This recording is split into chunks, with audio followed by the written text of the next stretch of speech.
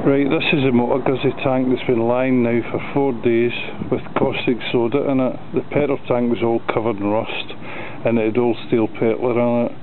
So let's see what it looks like when I remove the tap, and it should be black. Wait, you see all the crap that comes out of this.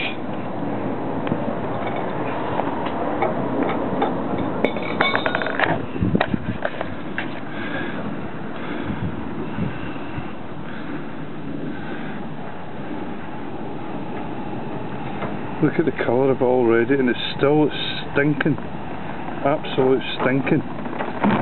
Look at the colour of that. That's how good this stuff is. That's how good it is at cleaning out a petrol tank.